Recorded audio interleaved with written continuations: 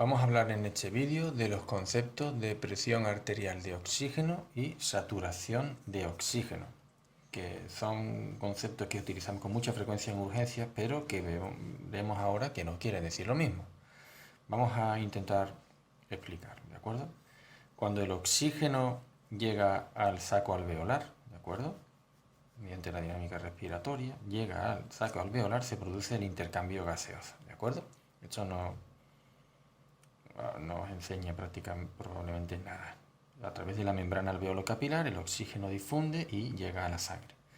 Lo que quiero aportaros y recordaros en esto es que una vez que ese oxígeno llega a la sangre, se transporta a través del torrente sanguíneo, principalmente a través de dos sistemas. Uno de ellos es unido a la hemoglobina, saturando esa hemoglobina con moléculas de oxígeno y provocando la saturación de oxígeno de esa hemoglobina que está dentro de los hematíes, y este es el concepto de saturación de oxígeno, y que nosotros sabemos que ese parámetro, esa saturación de la hemoglobina dentro del hematíe, la podemos medir de forma indirecta utilizando el pulsioxímetro, que en condiciones normales dice que la saturación de oxígeno debe estar por encima del 95%. Esto lo sabemos habitualmente, es lo que manejamos en urgencia. El pulsioxímetro mide de forma indirecta la saturación de hemoglobina. También podemos medirla de forma directa solicitando al laboratorio una oxihemoglobina, sacándole sangre al paciente y enviándola para que la analicen. Pero habitualmente lo hacemos de forma indirecta, insisto, utilizando el pulsioxímetro. Habitualmente por encima del 95%.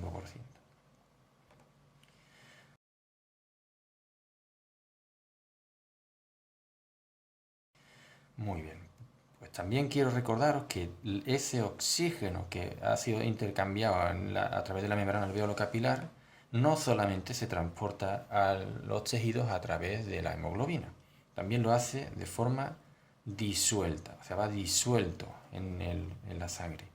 Y ese oxígeno que va disuelto en la sangre es el que proporciona la presión arterial de oxígeno. ¿Veis que son conceptos diferentes? Esta presión arterial de oxígeno, para medirla efectivamente, sí necesitamos solicitar una gasometría arterial, que es la que nos dará más información de cómo está esa presión arterial de oxígeno en el paciente que tenemos delante. Y habitualmente oscila en valores normales entre 80 y 100 milímetros de mercurio. Vemos cómo son dos conceptos diferentes, la saturación de oxígeno y la presión arterial de oxígeno.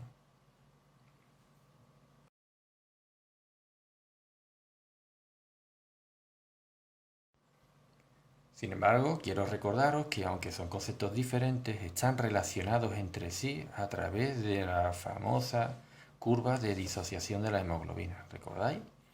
Esta curva en la que se veía como una saturación de oxígeno del 95% equivalía más o menos a una presión arterial de oxígeno de 80 milímetros de mercurio, más o menos. O sea que realmente la saturación de oxígeno y la presión arterial de oxígeno son conceptos diferentes que están relacionados entre sí a través de esta curva. De forma que quiero recordaros que de 80 a 100 milímetros de mercurio de presión arterial de oxígeno es lo normal. Cuando un paciente tiene entre 80 y 60 milímetros de mercurio de presión arterial de oxígeno, hablamos de hipoxemia. Y cuando un paciente tiene habitualmente por debajo de 60 milímetros de mercurio, hablamos de que el paciente tiene insuficiencia respiratoria. Esto lo veremos también cuando hablemos justo de este concepto. Muy bien, seguimos.